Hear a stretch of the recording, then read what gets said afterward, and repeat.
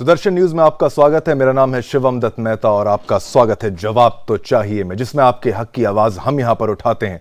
और आपको बता दूं कि आज का जो मुद्दा है, स्पेशल मुद्दा, इस पर हम बात करेंगे कि कैसे घुसपैठियों को यहां पर जो है कार्ड मिल जाता है, प्रमाण पत्र उनके बना दिए जाते हैं। इस पर चर्चा करेंगे, तमाम सवाल जो है आपसे हम पूछेंगे। वो सवाल कुछ ही पलों में आपके टीवी स्क्रीन पर जो है वो आ जाएंगे। आपको मैं ये भी याद दिला दूं कि सुदर्शन न्यूज ने लगभग 2 वर्ष पहले एक ऐसा खुलासा किया था जिसने सबको चौंका कर रख दिया था। जब सीएए आया था तब घुसपैठी, जो विदेशी घुसपैठियों में खलबली मच गई थी। उदाहरण के लिए प्रयागराज का मुद्दा हमने उठाया था, जहां पर जन्म प्रमाण पत्र को बनाने के लिए जैसे होड़ ही मच गई थी और पूरा डेमोग्राफिक चेंज का आंकड़ा तक हमने आपके सामने रखा था। जहां पहले प्रमाण पत्र केवल 85 ही रोज बनाए जाते थे, वो बढ़कर 213 हो गए। ऐसे ऐसे मामले हैं जहां 75 साल और 85 साल के बुजुर्ग व्यक्ति ने भी पंजीकरण नहीं करा रखा था तो तुरंत उसने पंजीकरण कराया। और एक जगह एक मुस्लिम शख्स ने 2-2 जगह अपनी बेटियों का पंजीकरण कराया और अंतराल केवल देखिए 2-2 महीने का भी रखा हुआ है। और एक तरफ जहां एनआरसी में 3 पीढ़ियों की जानकारी, ये तमाम बातें सामने आ रही थी और वो अब जो है पूरा ठंडे बस्ते में चला गया है। पंजीकरण को इतना सरल बना दिया गया है कि यहां पर किसी विधायक, सांसद बहुत आसानी से जन्म प्रमाण पत्र के लिए यहां पर उसको औपचारिक वहां पर अप्रूवल जो है वो मिल जाता है। यहां देश के चाहे जिलाधिकारी, उपजिलाधिकारी, इन सबको काफी पावर्स हैं, पर इसका भी लाभ कई लोगों ने उठा लिया है। इस पूरी प्रक्रिया का कुछ लोगों ने सोचा कि इस प्रमाण पत्र को बनवाना ही क्यों है। ये जब बनवाने वाली बात थी तो कुछ लोग ऐसे भी हैं जो कहते हैं इसको बनवाए ही क्यों, जब ये नकली भी बन सकता है। जी हां, मौजूदा मामला है Uttar Pradesh special task force का, मैं बताऊं, जिसने शुक्रवार को फर्जी प्रमाण पत्र बनाने वाले गिरोह का भंडाफोड़ किया है। गाजियाबाद से 3 संदिग्धों को गिरफ्तार किया गया। यह गिरोह विभिन्न सॉफ्टवेयर और वेबसाइटों का उपयोग करके अब तक लगभग 7000 फर्जी प्रमाण पत्र तैयार कर चुके हैं। इन प्रमाण पत्रों में मुख्य रूप से कोविड टीके और जन्म मृत्यु प्रमाण पत्र भी शामिल हैं। इतना ही नहीं, इस गिरोह ने देश भर में 436 फ्रेंचाइजियां भी बांट रखी है और पकड़े गए व्यक्तियों का नाम मोहम्मद साहिल, मोहम्मद जुबैर और रियाजुद्दीन है। तीनों गाजियाबाद के रहने वाले हैं और मास्टरमाइंड मोहम्मद साहिल है। 2 संदिग्धों को दौलतनगर गांव से गिरफ्तार किया और तीसरे को ट्रॉनिका सिटी से पकड़ा गया। तो लिबरल गैंग, कितने घुसपैठी अब तक फर्जी नागरिक बन चुके हैं, यह मुद्दा होगा। लिबरल गैंग का ताजा मामले पर मौन व्रत जो है वो क्यों होगा और यह मुद्दा इतनी आसानी से कैसे पास हो जाता है। इतना बड़ा मुद्दा जहां पर आप ये सोचिए, ये तमाम देश की जो सुविधाएं अगर उनको बांटने की बात आती है तो आपके जो डेटा है, आप जो देश के नागरिक हैं, देश के नागरिकों को ही मिलता है। लेकिन अगर बाहर से, विदेश से, कहीं से भी कोई आएगा भारत में, अपना प्रमाण पत्र बनवा लेगा, अपना आधार कार्ड बनवा लेगा और आसानी से सारी सुविधाओं का लाभ उठा लेगा, तो ये तो बहुत चौंका देने वाली बात है। सबसे पहले इसीलिए मैं आपको कहता हूं, हमारी ये स्पेशल रिपोर्ट देखिए और पूरे मामले को समझिए।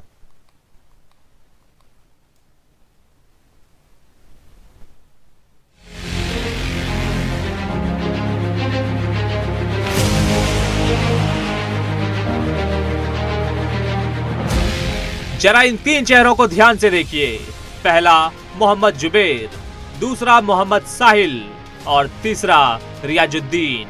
ये तीनों ही उत्तर प्रदेश के गाजियाबाद का रहने वाला है, जिस पर आरोप बेहद ही संगीन है। आरोप है बांग्लादेशी रोहिंग्याओं को भारतीय फर्जी सर्टिफिकेट देने का। सर्टिफिकेट का डिजाइन ऐसा कि देखकर आप भी कंफ्यूज हो जाएंगे कि असली कौन सा है और नकली कौन सा। फिलहाल उत्तर प्रदेश के स्पेशल टास्क फोर्स ने तीनों ही आतंकियों पर शिकंजा कसा हुआ है। आपको जानकर हैरानी होगी कि ये तीनों ही आतंकी बाकायदा सॉफ्टवेयर और वेबसाइट का धड़ल्ले से इस्तेमाल कर रहा था। यही नहीं, इन लोगों ने तो 436 फ्रेंचाइजी पूरे देश में भी बांट रखी थी, जहां कानून की नाक के नीचे फर्जीवाड़े खेल का नंगा नाच होता था। जिन रोहिंग्या के आतंक के चर्चे पूरे विश्व में हुए हैं, उन्हीं रोहिंग्याओं को भारतीय नागरिक होने का प्रमाण पत्र देना साफ साफ दर्शाता है कि इन आतंकियों की साजिश क्या थी।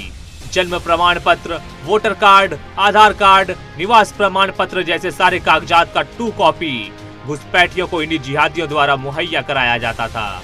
आपको बता दें कि इस गैंग का मास्टरमाइंड साहिल है। हमने हाल ही में पश्चिम बंगाल का मुद्दा उठाया था, जहां टीएमसी की मिलीभगत से घुसपैठियों को भारतीय नागरिकता देने का मामला सामने आया था। आपको बता दें कि सुदर्शन न्यूज हमेशा से ही जन्म पंजीकरण जिहाद और नागरिकता जिहाद को लेकर सवाल उठाता रहा है। एक सर्वे के अनुसार सीएए से पहले और सीएए के बाद नगरपालिका में मुसलमानों के पंजीकरण में 600% का इजाफा हो गया। प्रयागराज में सीएए से पहले जहां मुसलमानों की आबादी 20% थी, वहीं आधिकारिक आंकड़ों के अध्ययन के अनुसार सीएए के बाद अचानक से मुसलमानों की आबादी बढ़कर 40% हो गई। अचानक से मुसलमानों की जनसंख्या में इतनी वृद्धि दर कई सारे सवाल खड़ी करती है। ताजा मामले के अनुसार इस फर्जीवाड़े गैंग ने अब तक 7,000 से अधिक सर्टिफिकेट बना दी है, तो देश में और ऐसे कितने गैंग होंगे और कितने घुसपैठी अब तक फर्जी नागरिक बन चुके होंगे। एनआरसी लागू होने से पहले जहां सारे घुसपैठियों को भारत से निकालने की बात हो रही है, तो क्या एनआरसी से पहले ही जिहादियों का मिशन घुसपैठियों को नागरिकता दिला देना है? और सबसे बड़ा सवाल, जिन रोहिंग्या मुसलमानों को डिटेंशन सेंटर में रखे जाने को लेकर जो लोग मानवाधिकार आयोग के उल्लंघन का रोना रोते थे, फिलहाल ताजा मामले पर मौन व्रत धारण क्यों किए हुए हैं? Bureau report, Sudarshan news.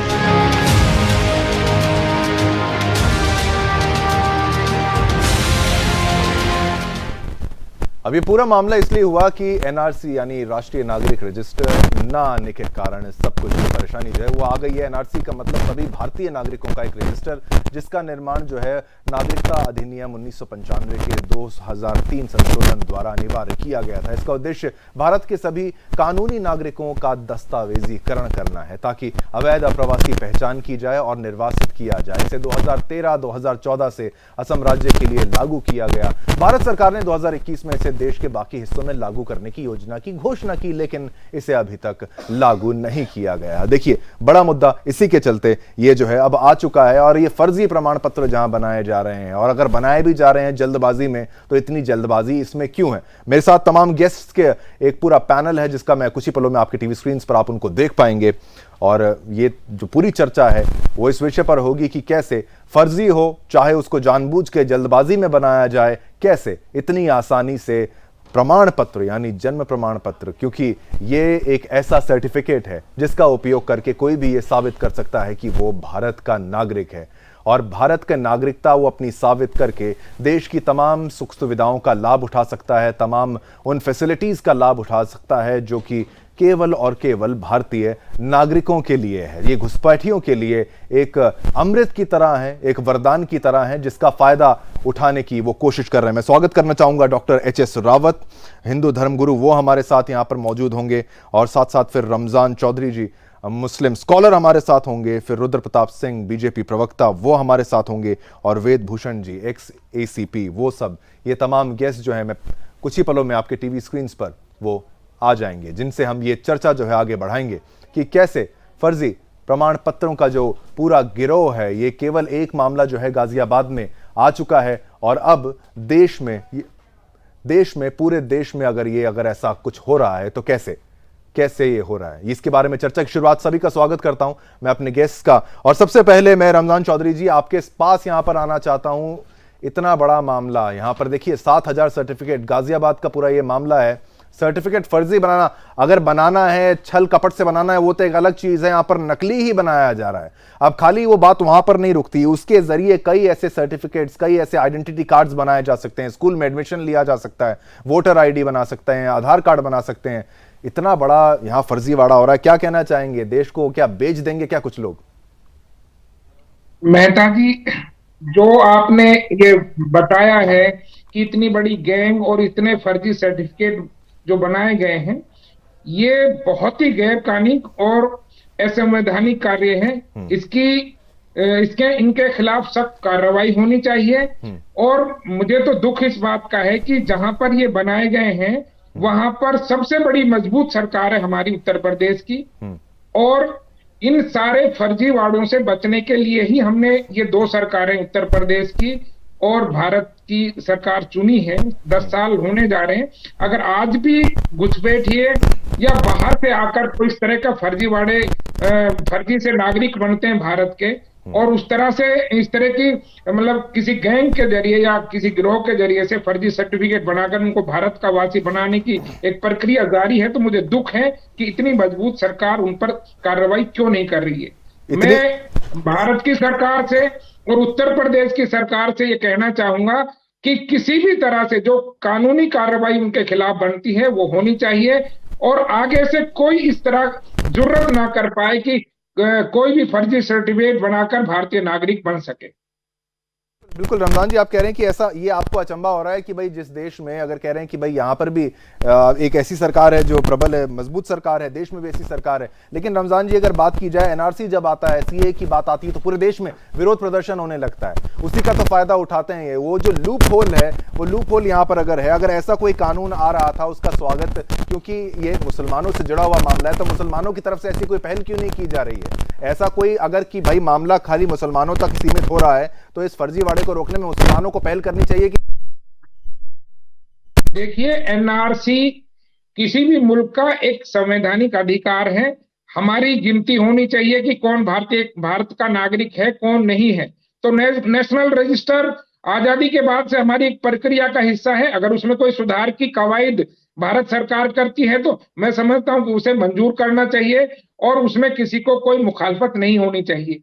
CA की बात की, वो सरकार ने लागू किया है।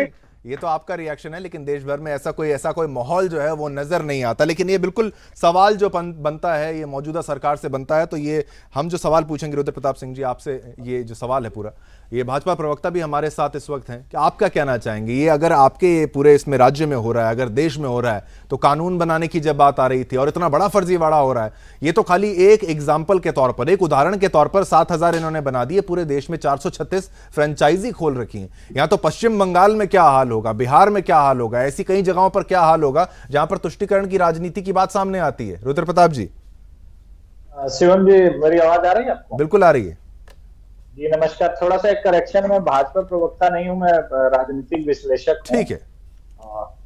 तो जो आपने सवाल पूछा है, हेलो जी जी बोलिए। वो बहुत ही जायज आपका सवाल है। कारण क्या है कि जो अभी आपने उनसे पूछ रहे थे, तो देखिए सारी चीज सरकार पे डाल के ही बचा नहीं जा सकता है। हर व्यक्ति की, देश के हर नागरिक की एक अपनी जिम्मेदारी होती है, और उस जिम्मेदारी में क्योंकि इस सर्टिफिकेट बनाना हो या वो लोग जहाँ रह रहे हैं उनको किसी न किसी का यहाँ संरक्षण प्राप्त जरूर होता है। और जब बात कार्रवाई की आती है तो एक धर्म विशेष को जोड़ करके उसको देखा जाता है, जो कि कहीं न कहीं एकदम गलत है। जब आप देखते हैं कि एनआरसी की बात होती है तो कहाँ पे प्रदर्शन सबसे ज्यादा होते हैं। आज जो राजनीतिकरण हो रहा है धर्म के नाम पर, इसी वजह से होता है क्योंकि सबसे पहले ये लोग जब आते हैं तो इनके किसी लोगों की मिली भगत के कारण ही उनको सबसे पहले यहाँ का वोटर आईडी कार्ड बनाया जाता है। क्योंकि वोटर आईडी कार्ड बनने से क्या होता है कि वो वोटर हो जाते हैं, और वोटर होने का मतलब है कि उसमें राजनीतिकरण हो जाता है। तो सवाल सबसे गंभीर ये है कि एक नागरिक के तौर पर हम सबकी एक जिम्मेदारी बनती है कि ऐसे लोगों को एक तरफ तो जहां देश की आबादी इतनी बढ़ती जा रही है, हमारे संसाधन इतने कम होते जा रहे हैं, उसमें अगर हम दूसरे देश के लोगों को इस तरह से नागरिकता देने लगेंगे, इस तरह से फर्जीवाड़ा करने लगेंगे। आपने देखा होगा कि 1-2 साल पहले जब एनआरसी और सीए का मुद्दा आया था, इस देश के बहुत सारे ऐसे जगह थे कि जहां पर कर्फ्यू लगाने की नौबत आ गई, नेट बंद करने पड़े थे, क्योंकि एक वर्ग विशेष जो है इन चीजों को प्रमोट कर रहा है, जो कि कहीं से सही नहीं होता है। तो इसलिए सरकार की कार्रवाई की तरफ ही केवल ध्यान देकर के हम लोग इससे नहीं बच सकते हैं। सरकार तो अपना काम कर रही है, अगर ये जो चीजें पकड़ी गई हैं सरकार की कार्रवाई का ही नतीजा है, नहीं तो पकड़े ही नहीं जाते। और ऐसी घटनाएं जो आपने कहा है कि वेस्ट बंगाल हो गया या बिहार के जो जगह हैं, आप देख रहे हैं कि जो जनगणना के आंकड़े जहां पे अभी हुए हैं बिहार में, उसमें किस तरह से मुस्लिम आबादी कैसे ज्यादा बढ़ जाती है। इसी तरह की जो तुष्टीकरण की राजनीति अलग अलग जगहों पर अलग अलग सरकारें कर रही हैं, वो उचित नहीं है। इसलिए इस पर एक मजबूत कानून की जरूरत है जो ऐसे लोगों पर सख्त से सख्त कार्रवाई हो। क्योंकि अगर आप देखेंगे इस फर्जीवाड़ा की कार्रवाई क्या हो सकती है, उस कार्रवाई से काम नहीं चलेगा, क्योंकि ये देश विरोधी जो कार्य हो रहे हैं वो बहुत गंभीर हैं और इसको देश विरोधी कानून के तहत ही आना चाहिए। ऐसे किसी भी घटना पर देशद्रोह का ही मुकदमा चलाया जाना चाहिए। आप बताइए, रोहिंग्याओं को बाहर करने की बात हुई थी तो उसका क्या हश्र हुआ, सारे लोग उसके साथ खड़े हुए नजर आते हैं। अब ये चीजें अगर आज के 2 साल पहले कही गई थी कि देश में लगभग 5 करोड़ से ज्यादा बाहरी लोग अलग अलग आइडेंटिटी के साथ अलग अलग जगहों पर रह रहे हैं, तो उसके लिए सबका वो एक साथ आकर के प्रयास करने की जरूरत है। ये नहीं है कि एक सरकार पे आप आरोप लगा के बच जाएंगे। तो इस तरह की चीजें बड़ी गंभीरता से लेनी चाहिए और इसका पूरे देश में एक तरह से अभियान चलाया जाना चाहिए, ताकि अपने देश में किसी भी तरह का कोई भी बाहरी व्यक्ति, क्योंकि यहाँ इनकी पहचान इनके वोट से दिक्कत नहीं है, इसी तरह की घटनाएं जब बढ़ती हैं तो देश में आतंकवादी घटनाएं होती हैं और उसके बाद ये कहा जाता है कि ऐसे कैसे हो गया। इसको हम लोगों को बड़े गंभीरता से लेते हुए इस पर कार्य करने की आवश्यकता है। ठीक है वेदभूषण जी, आप ये देखिए, ये पूरा मामला अगर आप इसको समझेंगे कि कैसे इन्होंने भी जिस तरीके से बताया कि कैसे यहाँ पर ये जो एक मतलब पूरा एक मिलजुल के कोई काम ऐसा नहीं हो रहा है, एक मिलीजुली जो होता है ना, पूरा प्लानिंग करके उसको एक साथ टीम वर्क के तौर पर नहीं देखा जा रहा, लेकिन घुसपैठी अगर यहां पर आ रहे हैं, लगातार वो बढ़ते जा रहे हैं, आराम से उनका अगर वोटर आईडी बन जाएगा, उनका आधार कार्ड बन जाएगा, उनका बर्थ सर्टिफिकेट बन जाएगा। बर्थ सर्टिफिकेट एक ऐसी चीज है, अगर वो बन गया तो भाई और कोई डॉक्यूमेंट की जरूरत ही नहीं है, वो सबसे पुख्ता सबूत ये है कि भाई ये तो भारतीय नागरिक है। अब इसको फर्जी बना लिया गया, उससे तमाम इतने पासपोर्ट भारत का अगर बना लिया उसने, वो तो कहीं भी जा सकता है। सबसे ज्यादा इज्जत अगर किसी पासपोर्ट की है तो उसमें भारत एक ऐसा नाम है। बांग्लादेशी आते हैं, यहां से पासपोर्ट बनाते हैं, विदेश बड़े आराम से जाते हैं, क्योंकि भाई उन्हें पता है कि भारतीय व्यक्ति को वहां पर पे ज्यादा अच्छी मिलेगी, चाहे वो मुसलमान हो, हिंदू हो, कोई भी हो। क्या कहेंगे वेदभूषण जी? देखिए शिवम जी, ये जो गाजियाबाद दिल्ली एक राजधानी से लगा हुआ एक जिला है, यहाँ तमाम रिसेटलमेंट कॉलोनियां यूपी और दिल्ली के बॉर्डर के साथ बनी हुई हैं, और ये बिल्कुल तथ्य छिपा हुआ किसी से नहीं, ना दिल्ली पुलिस से छिपा हुआ, ना किसी राजनीतिक पार्टी से छिपा हुआ, कि जहां जिस तरह से रिसेटलमेंट कॉलोनीज के अंदर पिछले 20-30 साल के अंदर जो बांग्लादेश से आए थे, वो अब बांग्लादेश तो पीछे छूट गया, अब उससे आगे म्यांमार, रोहिंग्या, तमाम दूसरे जगह से जो हमारे बॉर्डरिंग कंट्रीज है, वहां से जिस तरह से रोहिंग्याज का यहाँ पर पलायन हुआ है, और आपने याद होगा मणिपुर में जो दंगे हुए, अभी तक वहां पर उसकी आग ठंडी नहीं हो रही, वहां अभी भी इंटरनेट नहीं काम कर रहे हैं। उसका कारण रोहिंग्याज हैं, वहां बड़ी तादाद के अंदर रोहिंग्याज ने पलायन किया है हिल्स एरिया के अंदर। हिल्स और जो जमीन की लड़ाई है, वो लड़ाई यही लड़ाई है सीए एनआरसी, जिसका अभी आप जिक्र कर रहे थे। पूरे हिंदुस्तान में जिस तरह से एक विरोध हुआ सीए एनआरसी का, और दिल्ली तो उसका हब बन चुका, ये एनआरसी को लेकर दंगे हुए, ओखला, जामिया, यमुना पार के अंदर, सीलमपुर, जाफराबाद, वेलकम, वो किसी से छिपा हुआ नहीं है। हंगामा हुआ, तोड़फोड़ हुई, मारपीट हुई, ऐसा लगा कि पूरे हिंदुस्तान को जलाकर राख कर देंगे सीएनआरसी। ये तो एक उस क्रम की एक शुरुआत थी, अभी बहुत कुछ देखना बकाया है, क्योंकि सरकार ने बिल्कुल मन बना लिया है कि यदि इसको लागू नहीं किया गया तो हिंदुस्तान उसी तरह से पूरा झुलस उठेगा जिस तरह से मणिपुर पूरा आग के अंदर झुलस रहा है। तो ये जो सरकार की कवायद है, ये एक बिल्कुल एक नेचुरल प्रक्रिया थी, जायज प्रक्रिया थी, जिसका विरोध तमाम ग्रुप्स के अंदर राजनीतिक पार्टियों ने किया, अपनी राजनीतिक रोटियों को सेकने के लिए किया गया। परंतु जो हमारे संसाधन है वो लिमिटेड संसाधन है, हम ऑलरेडी ओवर क्राउडेड है, और देश बहुत तरक्की की दिशा में जाने की कोशिश कर रहा है, तमाम देश इसके लिए उठ खड़ा हुआ है। तो ये बिल्कुल राइट टाइम है, सरकार का डिसीजन सभी को एक्सेप्ट करना चाहिए। दिल्ली में बदकिस्मती से कुछ ऐसी सरकार, यहाँ पर जो आम आदमी पार्टी की सरकार है, रोहिंग्या को जिस तरह से फैसिलिटेट किया गया, ये जानते हुए कि ये इलीगल माइग्रेंट है, उनको पैसे दिए गए, बिजली दी गई, पानी दी गई, फ्री बीज के नाम पर वहां जिस तरह से उनको बढ़ावा दिया गया दिल्ली के अंदर, तो कहीं ना कहीं ये दिखाता है कि हमारी कुछ राजनीतिक पार्टियां हैं जो अपने राजनीतिक उद्देश्य के लिए वो देश को, जो उसकी ताकत है, उसको किसी भी कीमत पर बर्बाद करने के लिए तुली हुई हैं। उसमें बहुत सारी राजनीतिक पार्टी, एक पार्टी का नाम मैंने अभी आपको लिया है, आम आदमी पार्टी, जो कि दिल्ली के अंदर काबिज है, और जिस तरह से वहां पर इस मामले के अंदर उन्होंने अनियमितताएं बरती हैं, ये भी आने वाले टाइम में देखिए बहुत बड़े खुलासे होने वाले हैं। दिल्ली के अंदर जितने भी तमाम एसडीएम्स और डीएम है, उनके अंदर जिस तरह से फ्रेंचाइजी दी गई, वहां पर इस तरह से इलीगल वहां पर वोटर कार्ड बनाए गए, आधार कार्ड बनाए गए, राशन कार्ड बनाए गए, तमाम तरह की चीज की गई, जिनको अब दिल्ली सरकार ने वापस ले लिया है, क्योंकि उनको पता लग गया कि इसमें बहुत बड़ा घोटाला है, और दिल्ली सरकार के मंत्री और बहुत सारे अफसर उसके अंदर जद में आ रहे हैं, पकड़ में आ रहे हैं। ये जो गाजियाबाद का जो आज जो उद्घाटन हुआ है, एसटीएफ ने वर्कआउट किया, ये बहुत संगीन मामला है, क्योंकि इसके अंदर बेल का प्रोविजन नहीं है। 420, 468, 467 नॉन बेलेबल ऑफेंस है, 10 साल तक की सजा इन लोगों को हो सकती है, क्योंकि स्टेट के खिलाफ एक ऑफेंस माना जाता है, ऑफेंस अगेंस्ट स्टेट है।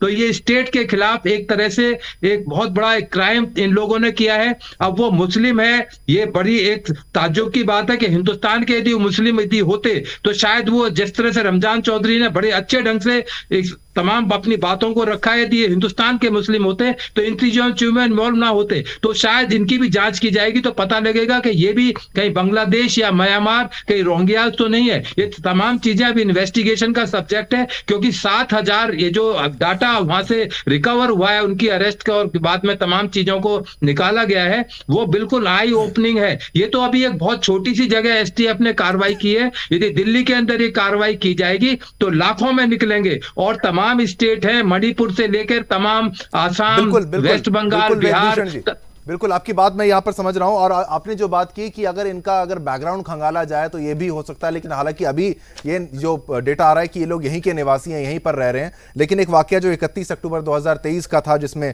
60 बांग्लादेशियों को दुबई भेजा गया था। वहां पर एक व्यक्ति था जो शाहरुख खान उसका नाम रखा हुआ है, पता नहीं नाम ऐसा क्यों रखा हुआ है। उस पर यह आरोप था कि वो भी बाहर का इमिग्रेंट था, इलीगल इमिग्रेंट था, और वो इन बांग्लादेशियों का पासपोर्ट बनाकर उनको विदेश भेजता था। और ऐसे कई मामले, मैं कह रहा हूं कि खाली एक यूपी से एक मामला ये समझ में आ गया। आपने कहा बॉर्डर से सटा हुआ है तो ज्यादा आसानी है, वहां पर तुष्टीकरण की राजनीति बगल वाले राज्य में हो रही है, जरूर हो रही है। और वोटर्स का फायदा, हम सबको पता है, सब पॉलिटिकल पार्टीज को यहां पर फायदा चाहिए, लेकिन ये बहुत ज्यादा जाती है उन लोगों के लिए जो ईमानदारी से देश में रह रहे हैं। एच.एस. रावत जी भी मेरे साथ हैं।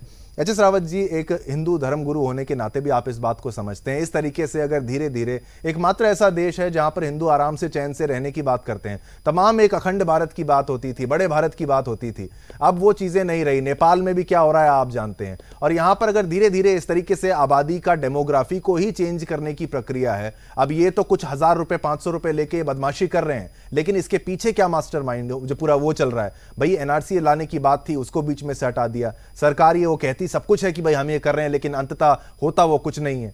अंततः आपको क्या लगता है ये खतरा किसके लिए है? फाइनली तो खतरा तो हिंदुओं के लिए, जो देश के नागरिक है, और मुसलमान जो भारत के मूल निवासी वाले जो हैं उनके लिए भी तो ये खतरा है। रावत जी। शुभम जी, पहले जमाने के अंदर आप देखिए कि इन्होंने 57 देश जो हैं उनको किसी न किसी रूप में कन्वर्ट करके इस्लाम में कन्वर्ट कर दिया। ये सच है, ये इस्लाम का एक हिस्सा है। गजवाए हिंद उसकी बैकबोन है।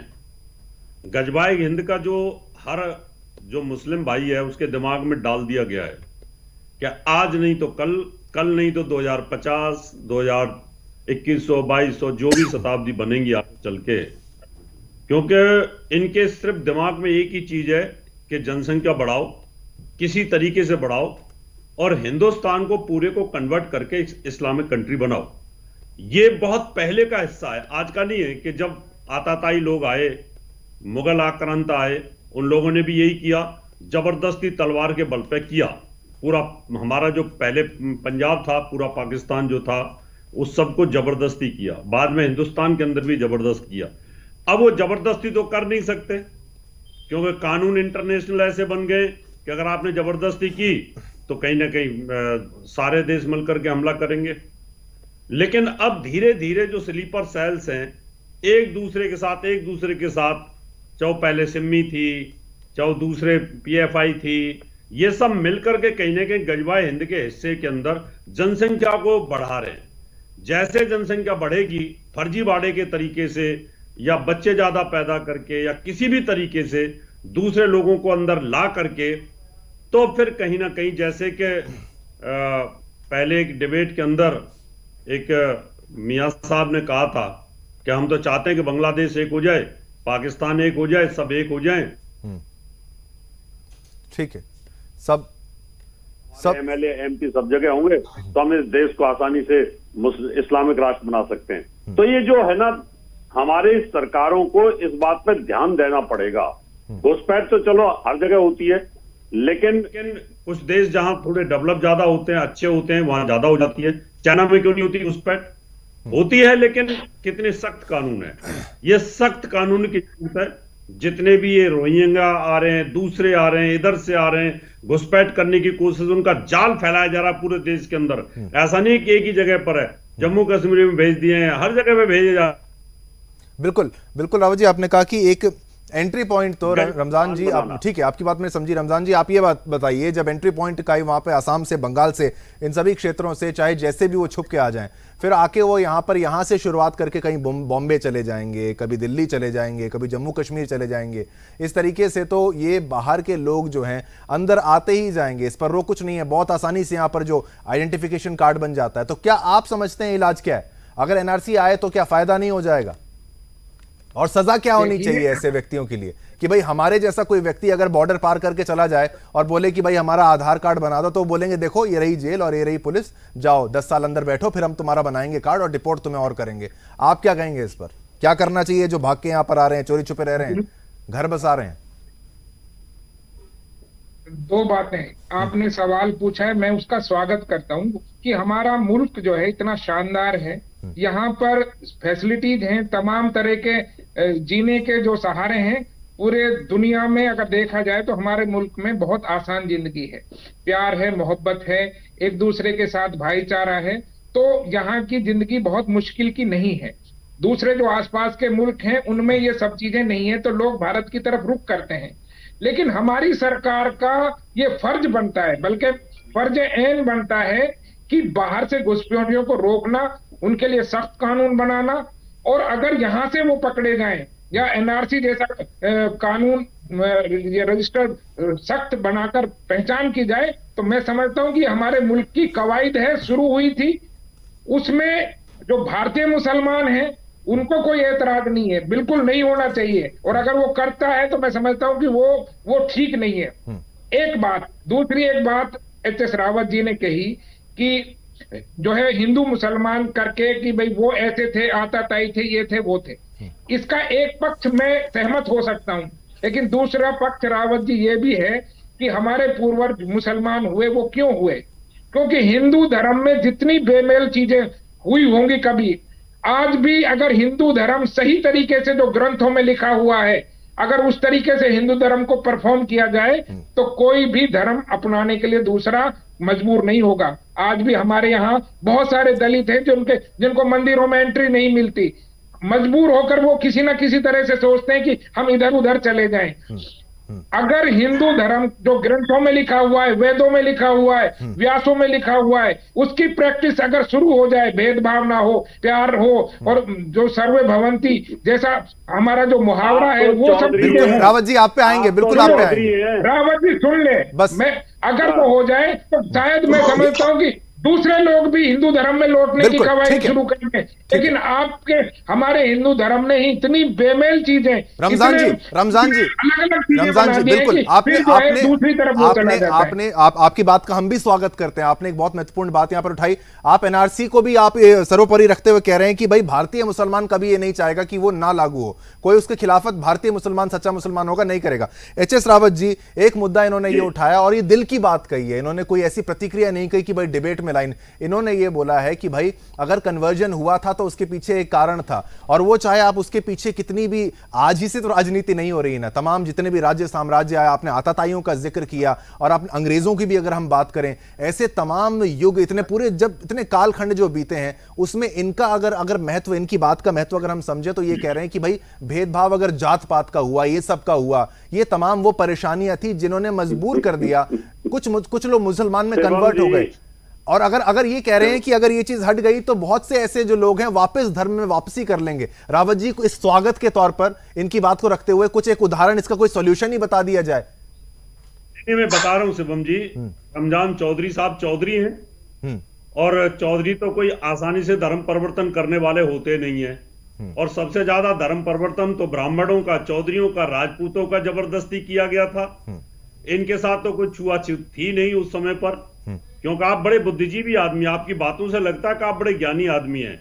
तो ये बताइए कि चौधरी को मंदिर में कौन नहीं घुसने देगा, या जो हुसैन बने, या जो हमारे जो ब्राह्मण थे उनको कौन नहीं घुसने देगा। राजपूत गुजरों को कौन मंदिर में नहीं घुसने देगा? सबसे ज्यादा तो कत्लेआम और धर्म परिवर्तन इन्हीं का किया गया है, इन्हीं के नाम लगे हुए। पाकिस्तान में देखिए वहां चौधरी हैं, खोकर हैं, मलिक हैं, पता नहीं कितने सारे गोत्र, सारे के सारे वो जाट बाहुल और राजपूतों के गोत्र हैं, तो क्या वो मंदिरों में नहीं घुस सकते थे? ये आप लोगों का, आपका दिमाग मिसगाइड किया जा रहा है आजकल बहुत सारे मुसलमान बुद्धिजीवियों ने। क्या आप हिंदुओं के अंदर फूट डालो, दलितों को अलग करने की कोशिश करो और इनको बोलो कि तुम्हारे ऊपर अत्याचार किया गया और तुम लोग दोबारा से इस्लाम में आ जाओ। आपकी नीयत ये बन चुकी है। अभी आप कभी बौद्ध को सपोर्ट करते हो, कभी आप दलितों को सपोर्ट करते हो, कभी आप जय भीम की बात करते हो, कभी आप आदिवासियों की बात करते हो। तो आप बुद्धिजीवी हो, बुद्धिजीवी बात करिए तो मुझे अच्छी लगेगी। ये आप लोगों की देन थी कि फूट डालो, राज करो, दलितों को। रमजान जी अगर रमजान जी की बात को, बिल्कुल ठीक है, बिल्कुल रमजान जी आपकी बात को अगर यहाँ पर आराम से समझाया पूरी बात को, मगर मैं समझ रहा हूं तो आप ये कह रहे हैं कि भाई कुछ कुरीतियां थी, कुछ बात ऐसी थी जो जिसके चलते आप कह रहे हैं आप बाहर हो गए। ये कह रहे हैं आप तो चौधरी हैं और चौधरी हो गए, राजपूत हो गए, ये वो लोग थे जिनको टारगेट किया गया था और उन्होंने जो जंगे हैं वो लड़ी, युद्ध लड़े धर्म को बचाने के लिए। अगर आप कह रहे हैं वो उस समय की बात थी, अब तो स्थिति बेहतर है ना, अब आपका फैसला क्या है? क्या अब आप कहेंगे अब लोग वापसी आ सकते हैं कि अगर प्रताड़ित करके, परेशान करके या कुरीतियों के चलते पहले जो चीजें चल रही थी उसके चलते हुआ था, अब तो समय बेहतरीन है ना? अगर ये मुद्दा सामने आ गया तो ना एनआरसी की बात होगी, ना यहां पर सीएए की बात होगी, ना बांग्लादेश, ना पाकिस्तान। अगर रमजान चौधरी एक नेशनल टीवी पर ये बता रहे हैं कि परेशानी ये थी, सॉल्यूशन एचएस रावत बता दें या वेद भूषण जी बता दें, रुद्र प्रताप सिंह बता दें, सुदर्शन न्यूज बता दें, क्या इसका होना चाहिए? आप बताइए ना, बात ही खत्म हो जाएगी एनआरसी। दो बात कहना चाहूंगा। रावत जी ने कहा कि आप तो चौधरी हैं, हम चौधरी हैं, जहीरुद्दीन बाबर के खिलाफ लड़े 15 मार्च 1527 को। उन्होंने कहा कि तुम भी मुसलमान, हम भी मुसलमान, हम हमारे साथ आ जाओ। हमारे बेटे को जो है कब्जे में ले लिया जो पानीपत की लड़ाई में। हमने कहा कि हम देसी हैं, अपने देश से प्रेम करते हैं, आप विदेशी आक्रांता हो, आताताई हो। 15 मार्च 1527 को रावत जी खानवा के मैदान जो भरतपुर में है वहां पर लड़ाई हुई राणा सांगा के साथ, हम मिलकर लड़े। 12,000 घुड़सवारों के साथ कुर्बानी देना, शहादत देना मंजूर किया, लेकिन आताताइयों के साथ हमने नहीं गए। हमारा इतिहास है और रहेगा। हम देश प्रेमी हैं, बहादुर हैं, देश के लिए लड़ना जानते हैं। ये ठीक है कि कभी हमारे बुजुर्गों ने के साथ कुछ हुआ होगा या कोई चीज उन्होंने देखी होगी, पर आपने भेदभाव का आरोप लगा दिया ना। और धर्म बदलने से कोई हमारे मुल्क के प्रति मोहब्बत कम नहीं हो जाती। हम आज भी मुल्क के लिए लड़ते हैं, मरते हैं और उतनी वफादारी रखते हैं। रमजान जी आपके स्टेटमेंट पर वापस आता हूं, महत्वपूर्ण है, सभी के पास टाइम में आऊंगा। आपने ये कहा भेदभाव के चलते, कुछ कारणों के चलते धर्म परिवर्तन कर लिया गया, लेकिन वो आप जो दूसरा स्टेटमेंट दे रहे हैं उसमें ये बात साबित नहीं हो रही। आप तो कह रहे हैं जंगे लड़ी, कुछ कारण थी, तो इसमें अब तो जो समा है, जो माहौल है वो अनुकूल है। उन्होंने मुझसे पूछा था, मैंने इसलिए अपना जवाब दिया कि आप क्यों हो गए। हम तो लड़ने वाले लोग हैं, हम तो लड़े हैं, जहीरुद्दीन बाबर से लड़े, औरंगजेब से लड़े और तमाम लोगों से लड़े। चौधरी साहब ठीक है, वापस भेदभाव कहाँ रहेगा? आप तो भेदभाव का आरोप लगा। रावत जी ये कह रहे हैं कि बाकियों, रावत जी एक विषय महत्वपूर्ण है, ये डिबेट से ज्यादा चौधरी मैं कहता हूं, रमजान जी आपकी बात को रखा, रमजान जी आपकी बात मेरे को बोलने दीजिए, मैं बोलता हूं। रावत जी इनका ये कहना है कि इनके मामले में, चलिए इन्होंने ये कहा, इन्होंने जो बड़ा विषय है वो ये अपनाया है, बताया है कि भाई भेदभाव जो बाकियों के साथ हुआ उसके चलते शायद कुछ मुसलमान बन गए, लेकिन अब ये भी बता रहे हैं कि अगर ये सब ना हो तो शायद बेहतर हो जाए। रावत जी आपका जवाब लेंगे, फिर बाकी एक्सपर्ट्स पर जाएंगे, प्लीज। शिवम जी, अगर भेदभाव होता ना तो ऋषि वाल्मीकि जी की लिखी हुई रामायण को आज हर सवर्ण और हर हिंदू पूजता है, कोई भेदभाव नहीं है। रावत जी ये भी तो हो सकता है ना, इस जो अंग्रेज आए, जो राज करने आए, जिन्होंने फूट डाली वो कामयाब हो गए और हिंदू धर्म को छिन्न भिन्न कर दिया, वो तो हो सकता है ना रावत जी? नहीं, वो हो सकता है। मैंने कहा ना, फूट डालो राज करो की नीति उनको सजा दी जाती थी, उनको मैला ढोने की सजा दी, कोई नहीं परिवर्तन हुआ उसको जाति में परिवर्तन कर दिया, उनको किसी जाति में कर दिया। ये अत्याचार तो बहुत ज्यादा हुए हैं ना, उन अत्याचारों का परिणाम है कहीं ना कहीं भेदभाव के तौर पे इसको प्रोजेक्ट किया जा रहा है, जबकि भेदभाव हिंदू धर्म में कभी था ही नहीं। आज भी आप देखिए ना कि हमारे यहाँ पर तो दाई अम्मा भी होती थी तो दूसरी जात की होती थी, खेतों पर काम करने वाले सब लोग होते थे, मिलजुल करके खेत में काम करते थे, गुड़ बनाते थे, गुड़ को खाते थे। जिस दलित की आप बात करते हो उसका बनाया हुआ गुड़ हम खा रहे हैं, उसका बनाया हुआ अनाज हम खा रहे हैं, उसकी हर चीज को पानी लेके आते थे, उस पानी को हम पी रहे हैं। भेदभाव था कहां? भेदभाव तो आप लोगों ने पैदा किया था, जो वो अंग्रेज थे या जो आताताई, उन्होंने भेदभाव किया। आज आप बात कर रहे हो भेदभाव की, तो मुझे आप जैसे बुद्धिजीवी से ये बात उचित नहीं लगी। ठीक है,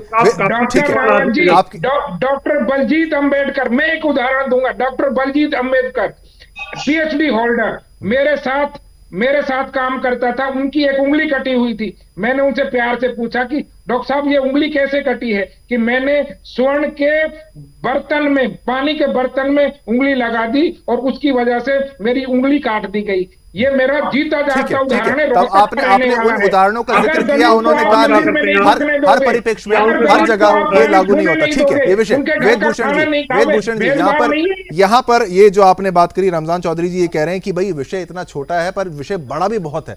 वेदभूषण जी आप ये समझिए, इन्होंने इसको खाली एनआरसी, सीए, बांग्लादेश, पाकिस्तान, ये पूरा विषय ही अगर बदल जाएगा जिस तरीके से इन्होंने कहा, आप क्या समझते हैं? ये बात वहां तक जाती है? घुसपैठियों का आना, वो आना, धर्म का होना, सीए का आना, ये सारी चीजें खत्म हो जाती हैं अगर ये बात सामने आ गई कि भेदभाव था, वो हटा दिया जाए, उसको खोल दिया जाए। अगर बाहर से कोई व्यक्ति आए, धर्म का ही तो पूरा मामला पूरा बैठता है ना। अगर ये धर्म का मामला ही हट जाए, इतना खुला जो पहले हुआ करता था हिंदू धर्म, वैसा ही अगर एकदम राम राज्य जो बिल्कुल आ जाए, तो भाई जो आएगा वो है तो सब सनातनी ना।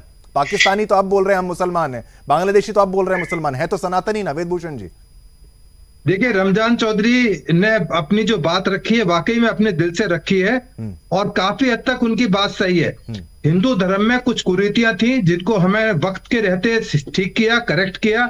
अभी भी बहुत सारी चीजें ऐसी हैं जिनको ठीक किए जाने की जरूरत है, जिससे कि तमाम जो हिंदू धर्म की कुरीतियां खत्म हो जाए और हम एक अच्छे प्लेटफॉर्म पर रमजान चौधरी ने जिस तरह से अपनी बात को रखा है, उनकी बात से काफी हद तक मैं सहमत हूं कि इस तरह की कुरीतियां हमारे हिंदू धर्म में रही हैं जिनको दूर किया जाना चाहिए। SC, ST, OBC तमाम तरह की चीजें हैं जो आज भी मौजूद हैं, जिनको धीरे धीरे समय के हिसाब से दूर किया जा रहा है। ये राजनीतिक विषय जो आप कह रहे हैं, ओबीसी ये वाली जो सारा मामला है, रुद्र प्रताप जी आप ये बताइए कि ये कह रहे हैं कि यहाँ जो भेदभाव की बात है और ये जातियों की बात है, ये सब जिक्र आता ही क्यों है? फिर इसमें राजनीति आ जाती है, फिर सेंसस होता है, 10,000 चीजें हो जाती हैं। ये चीजें अगर ना हो, कितना बेहतर अगर ये समाज हो जाए, ये देश हो जाए, सब एक है, नाम कुछ भी हो, सब सनातनी हो जाए, क्या बुराई क्या है उसमें? ऐसा कोई वातावरण अगर क्रिएट किया जा सकता है तो कैसे नहीं किया जा सकता? और परेशानी है तो क्या परेशानी आपसे? देखिए शिवम जी, मैं रमजान जी को बहुत धन्यवाद देना चाहता हूं इस बात के लिए कि इन्होंने पूरे मुद्दे को ही बदल दिया। आपके डिबेट का जो मुद्दा है वो ये है कि बांग्लादेश के लोग फर्जी आईडी या रोहिंग्या पकड़े गए हैं, लेकिन इन्होंने इसको बड़े सफाई से इस बात पर ला करके खड़ा कर दिया कि हिंदू धर्म में कुरीतियां हैं। इस पूरे डिबेट में हिंदू धर्म कहां से यहां आ गया? अगर रोहिंग्या आकर के यहाँ पर फर्जी आईडी बना रहे हैं, आईडी बनाकर रह रहे हैं और उनको यहाँ से सपोर्ट किया जा रहा है, हम बात कर रहे हैं कि एनआरसी होना चाहिए, सीए नहीं होना चाहिए, उस पे बात कर रहे हैं। नहीं, वो तो कह रहे हैं एनआरसी होना चाहिए, वो तो कह रहे हैं एनआरसी। मैं क्या कर रहा हूँ, उन्होंने इस बात को हिंदू धर्म की कुरीतियों पर लाके खड़ा कर दिया है। धर्म की कुरीतियां यहाँ पर कहाँ आ गई? यहाँ धर्म की कुरीतियों पर थोड़ी चर्चा हो रही है, लेकिन उन्होंने देखिए इस पूरे मुद्दे को डाइवर्ट कर दिया। ये जो अपने यहाँ लोग जो अंदर बैठे लोग हैं ना, जो स्मार्ट रोल प्ले कर रहे हैं, जब मुद्दा आएगा कि रोहिंग्या को बाहर निकाला जाए तो वहां मानवता की बात आ जाएगी, मानवाधिकार का बात आ जाएगी, वो जाएंगे कहाँ, वो बच्चे हैं। तो ये जो राजनीति हो रही है, बड़ा विशाल विषय, बड़ा विशाल विषय है। और लेकिन उन्होंने एक पॉइंट अपना जरूर रखा। रावत जी आपसे क्लोजिंग कमेंट लेंगे, सभी को चर्चा का मौका मिला, आपकी एक लाइन इस पर और एक बहुत अच्छे मैसेज के साथ। ये जो मामला घुसपैठियों का सॉल्व तो करना ही है, लेकिन क्या पड़ोसी जो देश, जो राज्य बन चुके हैं अभी, सनातनी अगर वापस बन जाएं, क्या बुराई है? फिर तो ना एनआरसी चाहिए ना सीए चाहिए, क्या कहेंगे?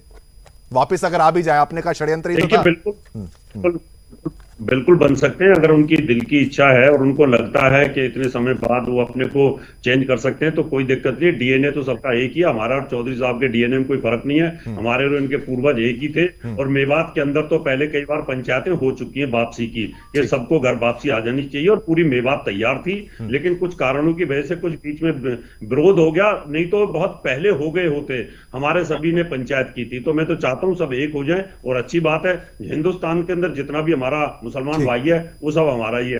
बाहर से कहीं से नहीं आया। तो मैं तो चाहता हूं सब एक हो जाएं, तो इन सब की जरूरत ही नहीं पड़ेगी। बिल्कुल बिल्कुल, और यही आप सभी का मैं धन्यवाद करूंगा, एच एस रावत जी का, रमजान चौधरी जी का, रुद्र प्रताप सिंह जी, वेद भूषण जी, सभी का बहुत बहुत धन्यवाद। और विषय को ऐसे समझिए कि केवल हर टीवी डिबेट में कभी आप ये सोचें, चर्चा में केवल लड़ाई करते रहें और उसका समाधान ना निकले तो जनता कुछ सीख के नहीं जाती। और आज एक बहुत जो विषय था एनआरसी से लेकर एक विशाल विषय ये बन गया, अखंड भारत तक का विषय हमने यहां पर उठा लिया और ये समझा दिया कि भाई अगर धर्म का मुद्दा है तो जो परेशानी उसको हल किया जाए और वापस से सनातन भारत राम राज्य बनाया जाए। मुझे यानी शिवम दत्त मेहता को आज्ञा दीजिए, कल फिर ऐसा ही एक नया मुद्दा मैं लेके आऊंगा आपके लिए। जय हिंद।